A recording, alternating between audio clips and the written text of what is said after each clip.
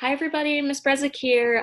Good to be back and see you again. I am here for another lesson with you on poetry, analyzing poetry, close reading poetry, thinking through poetry. And today specifically, we're going to focus on imagery and tone in poetry. So hope you enjoy. Let me share my screen with you.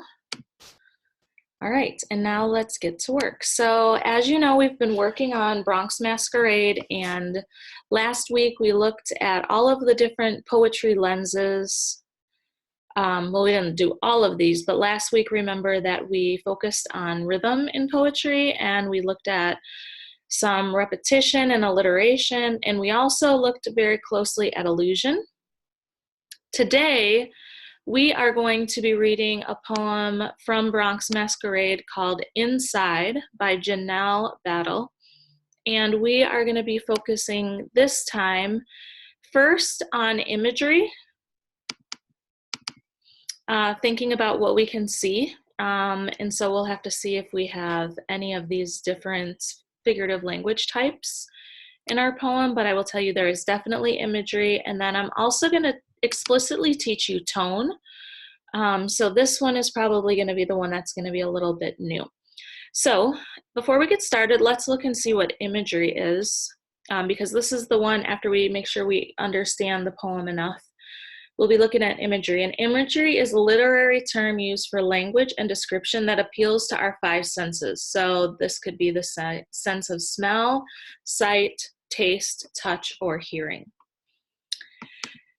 All right, so let's look at the poem. Like last time, we're going to kind of take some notes off to the side. We'll rate our comprehension in the beginning. We'll go and see what's confusing. And then, like I said, the teaching point today is to look at imagery and then look at tone. And then hopefully our ending comprehension will have improved. So I'm going to start by just reading this poem to you. So this is called Inside by Janelle Battle. Daily, I notice you frown at my thick casing. Feel you poke me with the sharp tip of your booted words. You laugh, wrap my witty shell with wicked whispers shaped like knuckles, then toss me aside. Lucky for me, I don't bruise easily. Besides, your loss is someone else's gain, for I am a coconut, and the heart of me is sweeter than you know. Okay, so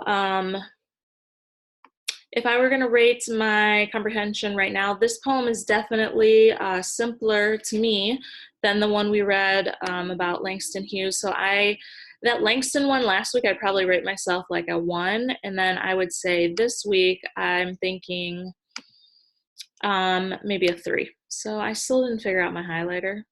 Should have done that, but that's okay. All right, so now let's do the first lens and let's think about what's confusing. So any words that, remember, even if you can say the words, if you're not exactly sure what they're talking about, these would be words that you would want to use Google and do a quick Google search. So daily I notice you frown at my thick casing. I think this one first. I'm going to bold and underline that. Feel you poke me with the sharp tip of your booted words. You laugh, wrap my woody shell with wicked whispers shaped like knuckles, then toss me aside. Lucky for me, I don't bruise easily. Besides, your loss is someone else's gain, for I am a coconut, and the heart of me is sweeter than you know. So for me, I think just casing. So I'm going to just do a Google search for that and see what it says. It says a cover or shell that protects or encloses something. So if I go back to my poem, oops, where did I have my poem? Here it is. Daily I notice you frown at my thick casing, and I'm just going to put shell here. Feel you poke me with the sharp tip of your booted words. You laugh at my woody shell. So this is good because we're seeing some connection here. And I don't know about you, but I noticed this coconut here as imagery. You know, this girl is talking about someone laughing at her, but I know I'm jumping ahead a little bit, but she is bringing up this image of a coconut. So I imagine that you are all pretty familiar with a coconut, but in case not, Let's see. Okay, so a coconut it's fruit. I've never had a coconut, but you can see the casing out here. They said her woody shell, so it almost seems like perhaps this author is comparing herself to a coconut, having this woody shell. Obviously, here is the sweeter fruit. I've never cracked open my own coconut, but I'm pretty sure there's coconut milk inside, which is also pretty sweet. So, so what's confusing? Well, we learned that casing is a shell. And there's not, the only other thing I was thinking, this booted words, you know, I think if I go back in the sentence a little bit, I notice you frown at my thick casing. So obviously this author, Janelle, doesn't have a coconut there. Perhaps she's saying that she's thinking of herself as a coconut. And maybe, I notice you frown at my thick casing. We have to think about how she might be looking to have this casing. You poke me with the sharp tip of your booted words. So this person is, you know, probably, I get a negative connotation or negative vibes here, that they're saying negative words toward her, but booted, I'm a little confused about that. I'm just gonna leave that over here, maybe with a question mark.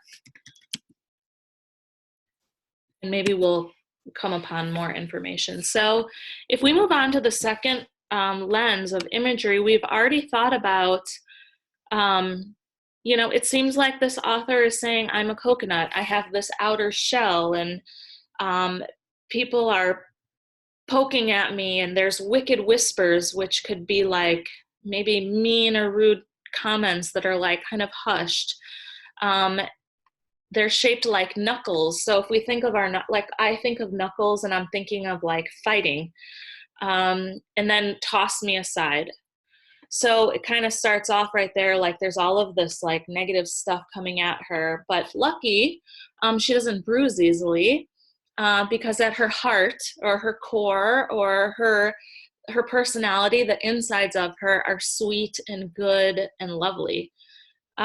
So it seems like, you know, why is she comparing herself to a coconut? Maybe she's saying like, and so this is what readers do. They're constantly like thinking about, what is the author's words? What are they saying? And why did the author write these words? So why did she say these words? Maybe she's saying like, I look a certain way. On the outside, I have this, you know, wooden shell, and there's all these little branch things, and maybe it's not the prettiest thing or the nicest thing to look at, but on the inside, at her heart, it's sweet.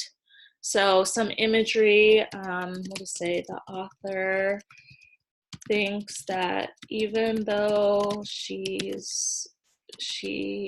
doesn't look good on the outside, she's sweet in her personality. And remember, you know, these are high school kids. So I'm sure, you know, I've had feelings like this, you know, I'm sure all of us have. Yeah, okay, so let's go on to tone. And before I go over that with you there, I want to just remind you what tone is. Tone in written composition is an attitude of a writer towards a specific subject or audience.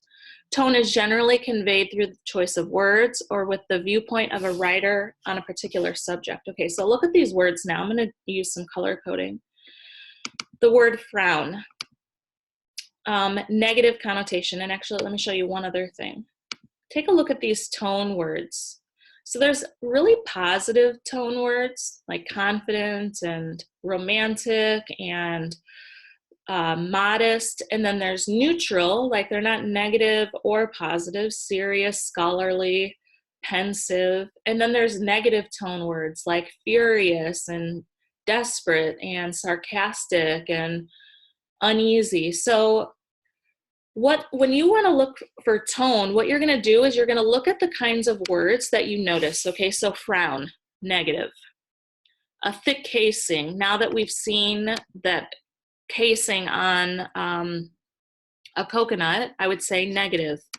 Poking, okay? Just to be like annoying, poking, a sharp tip. This is more just negative words.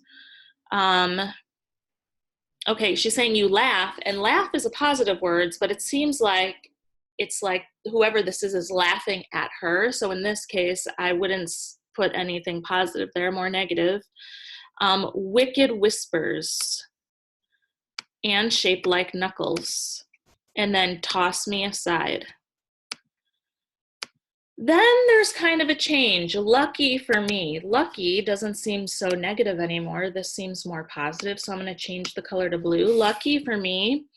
I don't bruise easily. So she's saying, even though bruise would be from a hit and, you know, we'd have like your skin would bruise, she's saying she doesn't bruise easily. Besides, your loss is someone else's gain. For I'm a coconut and, oops, and the heart of me, the insides is sweeter.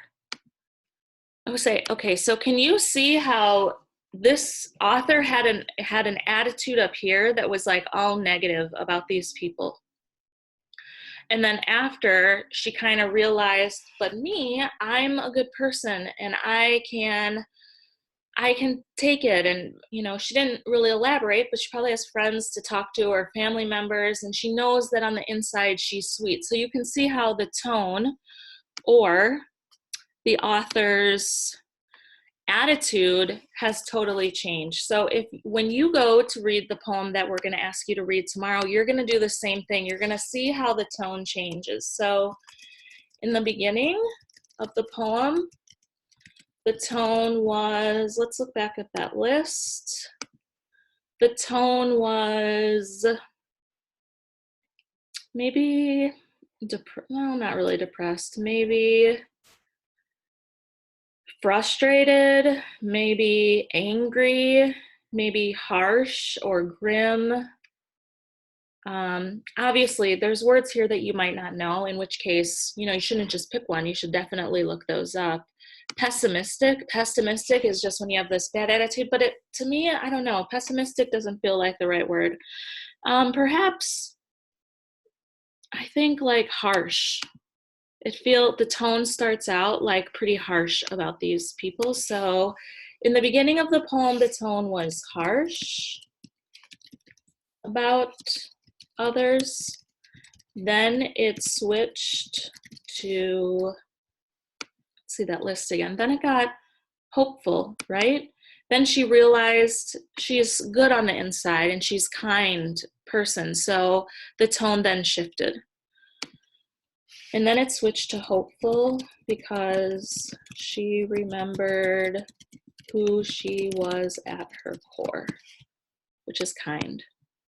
So as you can see by going through and doing this work, my comprehension now is way up here at a 5, which is awesome. So that's kind of the purpose of close reading. The purpose of close reading is to get you to understand poetry better.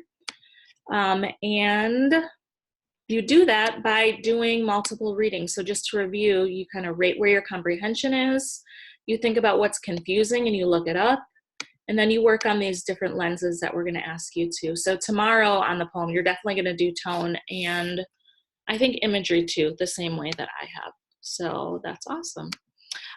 So let me just stop sharing the screen. So I hope this was helpful. If you have any questions, come into your teacher's office hours, and or you can always like shoot a message or an email, but we're really looking forward to see how you do some close reading around imagery and tone this week.